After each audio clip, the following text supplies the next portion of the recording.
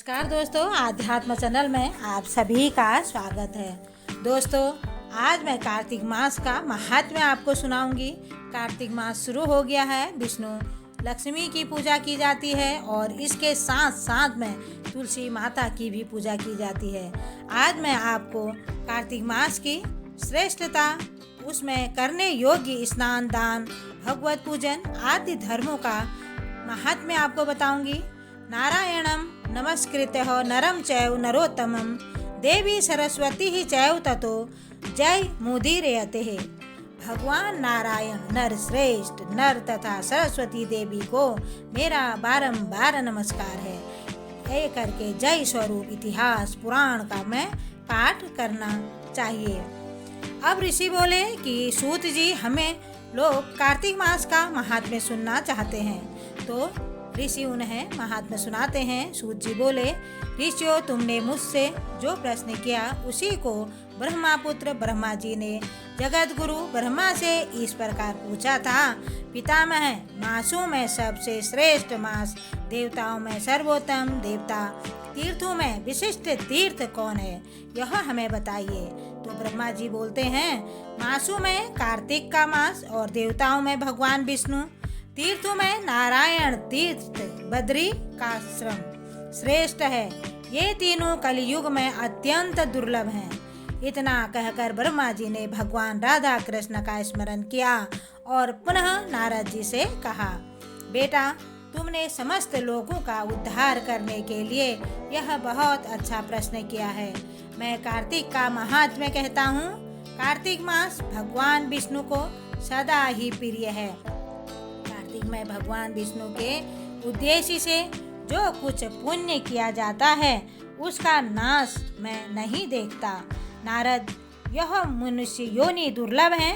इसे पाकर मनुष्य अपने को इस प्रकार रख देते हैं कि उन्हें पुनः नीचे न गिरना पड़े। कार्तिक सब मासों में उत्तम मास होता है।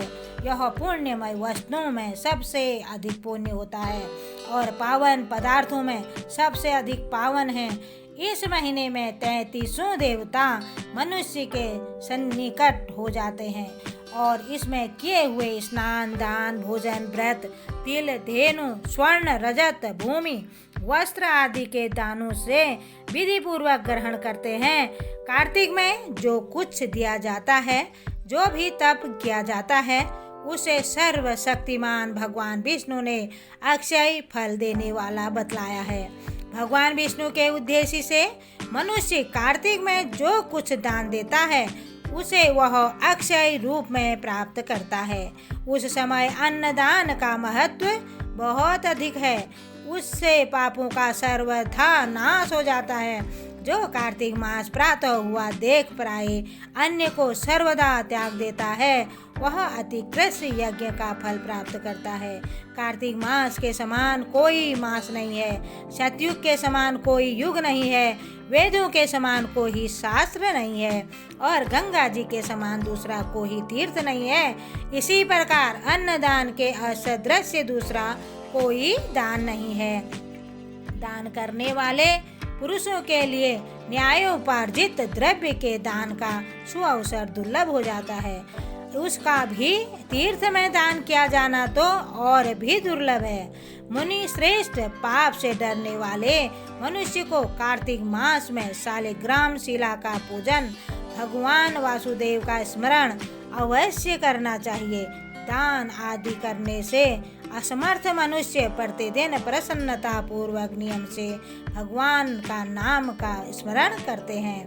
कार्तिक में भगवान विष्णु की प्रसन्नता के लिए विष्णु मंदिर अथवा शिव मंदिर में रात को जागरण करें। शिव और विष्णु के मंदिर में हो तो किसी भी देवता के मंदिर में जागरण करें।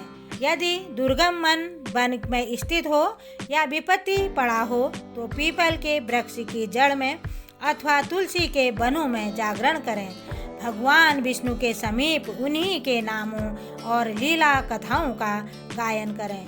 यदि आपत्ति में पड़ा हुआ मनुष्य कहीं अधिक जल न पावे और अथवा रोगी होने के कारण जल से स्नान न कर सके तो भगवान के नाम से मार्जन मात्र तक कर ले व्रत में स्थित हुआ पुरुष यदि उद्यापन विधि करने में असमर्थ हो तो व्रत की समाप्ति के बाद उसकी पूर्णता के लिए केवल ब्राह्मणों को भोजन करावे। जो स्वयं दीपदान करने में असमर्थ हो वह दूसरे के बुझे हुए दीपक को जला दे अथवा हवा आदि में यत्न पूर्वक उसकी रक्षा करे।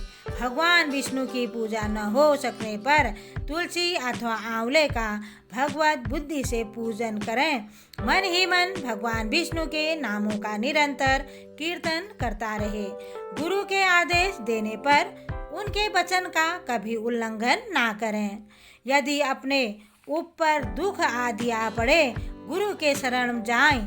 गुरु के प्रसन्नता से मनुष्य सब कुछ प्राप्त कर लेता है। परम बुद्धिमान कपिल और महातपस्वी सुमति भी अपने गुरु गौतम की सेवा से अमरत्व को प्राप्त हुए हैं। इसीलिए विष्णु भक्त पुरुष कार्तिक में सब प्रकार से प्रयत्न करके गुरु की सेवा करें।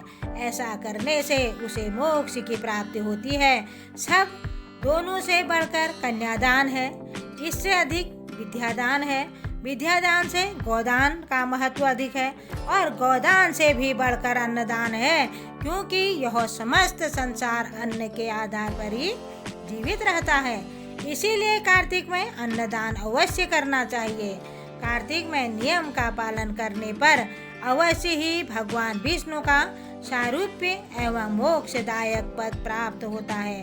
कार्तिक में ब्राह्मण पति पत्नी को भोजन कराना चाहिए। चंदन से उनका पूजन करना चाहिए। अनेक प्रकार के वस्त्र रत्न और कंबल देने चाहिए। ओढ़ने के साथ ही रुईदार बिछावन जूता और छाता भी दान करनी चाहिए। कार्तिक में भूमि पर शयन करने वाला मनुष्य युग युग के पापों का नाश कर डालता है। जो कार्तिक मास में भगवान विष्णु के आगे अरुणोदय काल में जागरण करता है और नदी में स्नान, भगवान विष्णु की कथा का श्रवण, वैष्णव का दर्शन तथा नित्य प्रति भगवान विष्णु का पूजन करता है, उसके पितरों का नरक से उद्धार हो जाता है।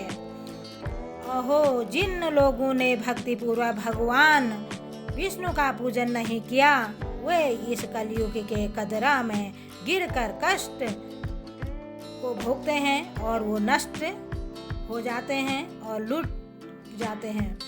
जो मनुष्य कमल के एक फूल से देवताओं के स्वामी भगवान कमलापति की पूजा करता है वह करोड़ों जन्मों के पापों का नाश कर डालता है। मुनि श्रेष्ठ, जो कार्तिक में 1,00,000 तुलसी दल चढ़ाकर भगवान विष्णु की पूजा करता है वह एक एक दल पर मुक्ता दान करने का फल प्राप्त करता है। जो भगवान श्री अंगों से उतारी हुई प्रसाद स्वरूपा तुलसी को मुख में, मस्तक पर और शरीर में धारण करता है, भगवान के निर्मालयों से अपने अंगों का मार्जन करता है, वह मनुष्य संपूर्ण रोगों और पापों से मुक्त हो जाता है। भगवत पूजन संबंधी प्रसाद स्वरूप शंख का जल, भगवान की भक्ति, निर्मालय पुष्प आदि चरणोदक चंदन और धूप ब्रह्म हत्या का नाश करने वाला है। नारद कार्तिक मास में प्रातः काल स्नान करे और प्रतिदिन अपनी शक्ति के अनुसार ब्राह्मणों को अन्न दान दे, क्योंकि सब दोनों दानों में अन्न दान के सबसे बढ़कर है। अन्न से ही मनुष्य जन्म लेता है और अन्न से ही बढ़ता है। अन्न को समस्त प्राणियों का प्राण माना गया है। अन्नदान करने वाला पुरुष संसार में सब कुछ देने वाला, संपूर्ण यज्ञों का अनुष्ठान करने वाला है।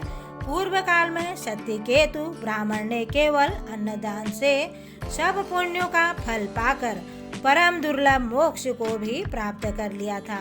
कार्तिक मास में अनेक प्रकार के दान देकर भी यदि मनुष्य भगवान का चिंतन नहीं करता तो वे दान उसे कभी पवित्र नहीं करते। भगवान के नाम से स्मरण की महिमा का वर्णन मैं भी नहीं कर सकता। गोविंद गोविंद हरे मुरारे, गोविंद गोविंद मुकुंदम कृष्ण, गोविंद गोविंद रथांग पाणे, गोविंद दामोदर माधवेति। इस प्रकार प्रतिदिन कीर्तन करें। नित्य प्रति भागवत के आधे श्लोक या चौथाई श्लोक का भी कार्तिक में श्रद्धा और भक्ति के साथ अवश्य पाठ करें।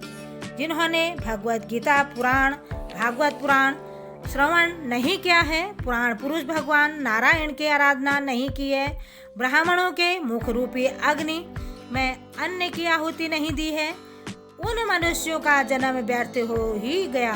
देवर्षि, जो मनुष्य कार्तिक मास में प्रतिदिन गीता का पाठ करता है, उसके पुण्य फल का वर्णन करने की शक्ति मुझ में नहीं है।